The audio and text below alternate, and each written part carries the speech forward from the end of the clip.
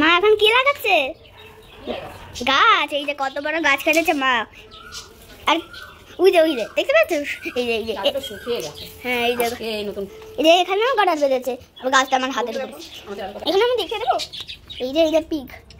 আর এখানে বসে পাখি। কতগুলো মার গাছ হয়েছে কেনে কেনে। কোথা থেকে কিনেছে? আমি তখন জন্ম হয়েছিলাম তখন কিনেছে, তাই না বলো? আমার তো সব মনে থাকে। ওই যে এই টবের মধ্যে ওই টবের মধ্যে দিচ্ছে। কেমন মাটি লাগাচ্ছে মা।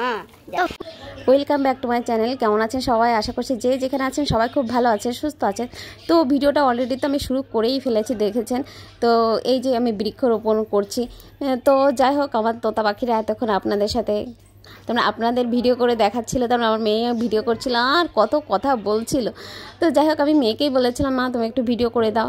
তো যেভাবে পেরেছে আমার ভিডিও করে দিয়েছে। আর এই ভিডিওটা না আমার বেশ 2 মাস আগের ভিডিও। দিনটা ছিল নীলষষ্ঠীর দিন, তো বুঝতেই পাচ্ছেন কতদিন আগের ভিডিও। এই ভিডিওর তার মানে এই নীলষষ্ঠী নিয়ে একটা শর্ট ভিডিও না আমি পোস্ট করেছি আমার ফেসবুক প্রোফাইলে। তো যাই হোক, সেই জন্য না আমার খেয়াল নেই যে আমি একটা লং ভিডিও করে রেখেছিলাম নীলষষ্ঠীর। তো আজ গ্যালারি খুঁজতে খুঁজতে ভিডিওটা পেয়ে গেলাম যে আমি আমার ইউটিউব চ্যানেলে পোস্ট করব বলে লং ভিডিওটা করেছিলাম। সেই জন্য খুঁজে যখন পেয়ে গেলাম ভাবলাম আপনাদের সাথে পোস্ট করি। তো বুঝতেই পাচ্ছেন কত আগের ভিডিও। তো যাই হোক, এইখানে আমি গাছগুলো রিপোর্ট করছিলাম। গাছগুলো কিনেছিলাম বেশ অনেক আগেই, কিন্তু একদমই রিপোর্ট করা হচ্ছিল না বলে গাছগুলোর অবস্থা খুবই খারাপ হয়ে গেছিলো। সেই জন্য রিপোর্ট করছিলাম। যেদিন ছেলের আমার তখন পরীক্ষা চলছিল বলে কাজটা করা হয়নি। তো পরীক্ষাটাও শেষ হলো, সেদিনই আবার নীলষষ্ঠী পড়েছিল। তো আমি ওইদিকে গাছগুলো একটু নতুন করে লাগাচ্ছিলাম, আর এইদিকে আমার যা আর আমি দুইজনে আমরা উপোস ছিলাম। তো আমরা ও ফলগুলো ধুচ্ছিল, আমি তো ওই কাজগুলো করছিলাম। এই যে আছে ঝুড়ি আছে। তো এখন বাজে কটা বাজে? 4:30 বেজে গেছে। 4:30 বাজে। ঠিক আছে। আজকে আমার তার মানে আজকে কি আমার প্রথম নীলষষ্ঠী করা। তো ওর জন্যই হচ্ছে। না তুমি আগে করেছো না? না এখানে ছিলাম না তো। না বিয়ের আগে। হ্যাঁ বিয়ের আগে তো আমি তো নীলষষ্ঠীটা তো আমি কখনোই করি না সন্তানদের জন্য। হ্যাঁ। তো আজকে যাচ্ছি, যে সব গোছগাছ করে দিয়েছে ও, কেনাকাটাও করেছে। তো আজকে আমি ফার্স্টে নীলষষ্ঠীর পুজো করতে যাচ্ছি। আর এই যে মেয়ে যাচ্ছে শেষে, আর একজন মেয়ে আমাদের ঘুম, সেই জন্য যেতে পারছে না।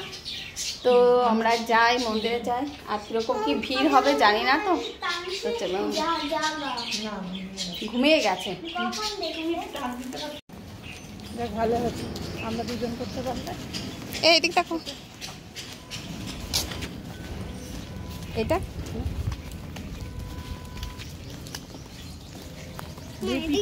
এখন খুব ভালো। আর এই যে তারপর আমরা দুই যা আর আমাদের মেয়ে আমরা সবাই যাচ্ছি মন্দিরের দিকে। এই যে মন্দিরে চলেও এসেছি। আমাদের মন্দিরটা না বেশি দূরে না, কাছে মন্দিরটা। তো যাই হোক, এই যে মন্দিরে পৌঁছেও গেছি।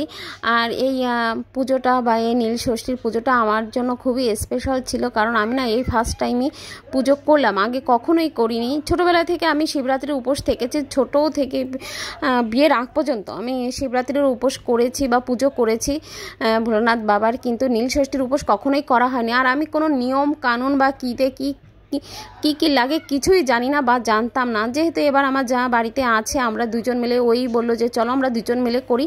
সেই জন্য একটু সাহস পেলাম যে ঠিক আছে। ওই বলে দিল কি লাগবে, কি দরকার বা কিভাবে করতে হবে, সব কিছু নিয়মকানুন ও বলে দিয়েছে। ওরটা দেখা দেখি এই যে বাবার মাথায় যখন জল ঢালছি তখনও আমি বলছি তুমি আগে করো তারপর আমি করব।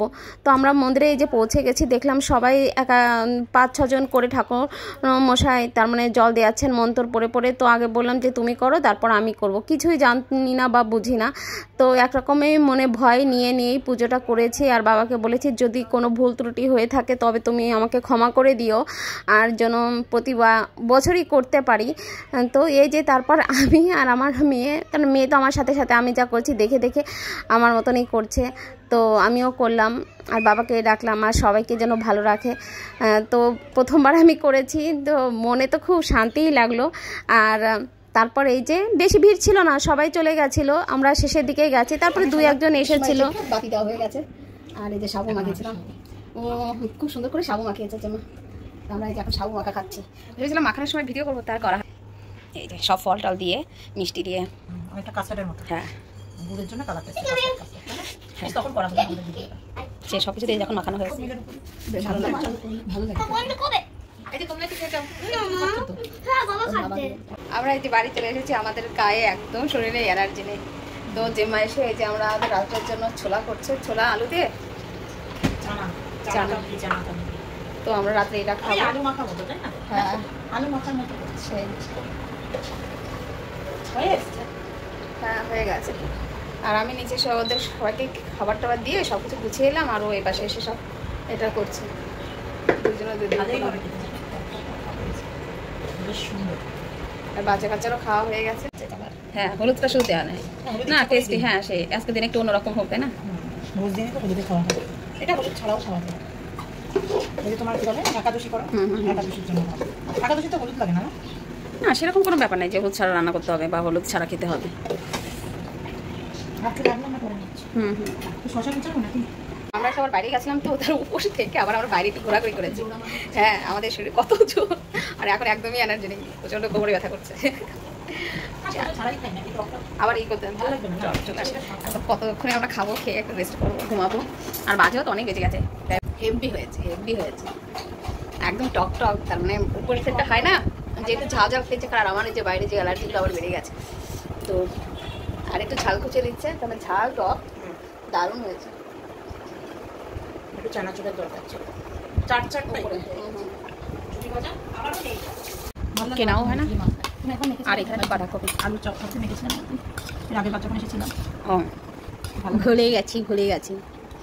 বাবা এবার কেমন আছে? হুম তো দেখি আমরা খাওয়া দাওয়া করে নিই, আমাদের আর এই ভিডিওটা এখানে শেষ করে দিই। ভিডিওটার বাড়ানোর দরকার নেই। তো tata, good night. Good night সবাইকে। সবাই ভালো থেকো। তারপরে শুভ নীলষষ্ঠী। হ্যাঁ শুভ নীলষষ্ঠী আর পয়লা বৈশাখ আবার দেখা হবে। পয়লা বৈশাখে আবার আমাদের ঘুরু হ্যাঁ তো আজকের মতন টাটা।